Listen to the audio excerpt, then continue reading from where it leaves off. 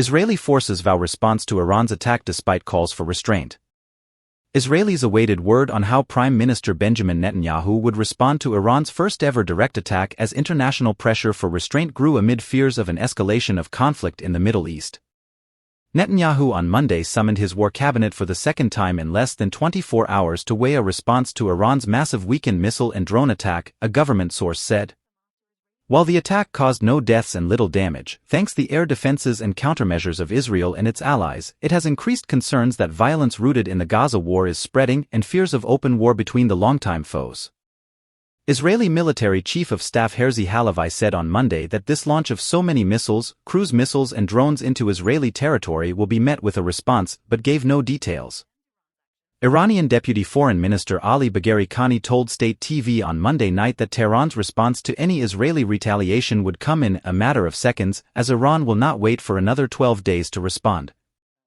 But the prospect of Israeli retaliation has alarmed many Iranians already enduring economic pain and tighter social and political controls since protests in 2022-23. Iran launched the attack in retaliation for an airstrike on its embassy compound in Damascus on April 1 attributed to Israel and signaled that it did not seek further escalation. U.S. President Joe Biden told Netanyahu at the weekend that the United States, which helped Israel blunt the Iranian attack, would not participate in an Israeli counterstrike.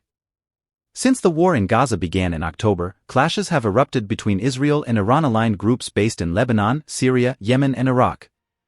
Israel said 4 of its soldiers were wounded hundreds of meters inside Lebanese territory overnight, the first known Israeli ground penetration into Lebanon since the Gaza war erupted, although it has traded fire with the Lebanese Hezbollah militia.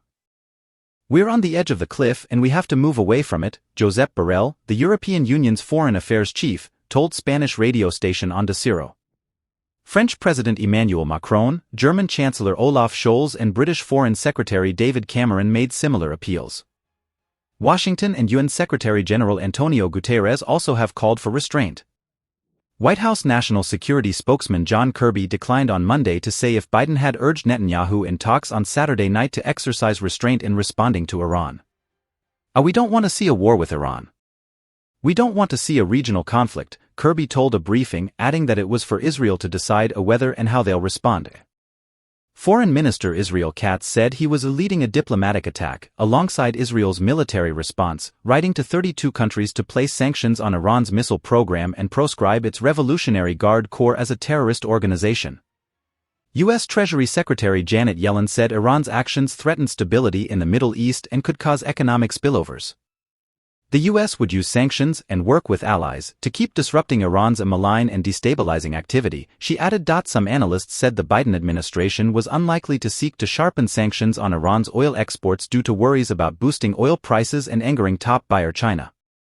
In a call between the Chinese and Iranian foreign ministers, China said it believed Iran could handle the situation well and spare the region further turmoil, while safeguarding its sovereignty and dignity, according to Chinese state media.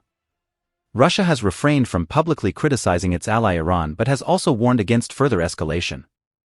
Iran's retaliatory attack, involving more than 300 missiles and drones, caused modest damage in Israel and wounded a 7-year-old girl. Most missiles and drones were shot down by Israel's Iron Dome defense system and with help from the US, Britain, France and Jordan. In Gaza itself, where more than 33,000 Palestinians have been killed in the Israeli offensive according to Gaza Health Ministry figures, Iran's action drew applause.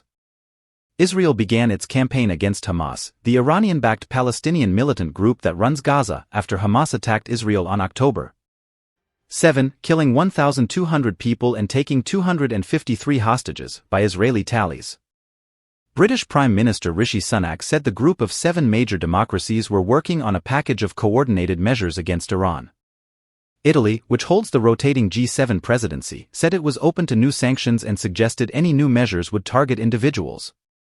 Iran's attack prompted at least a dozen airlines to cancel or reroute flights, with Europe's aviation regulator still advising caution in using Israeli and Iranian airspace.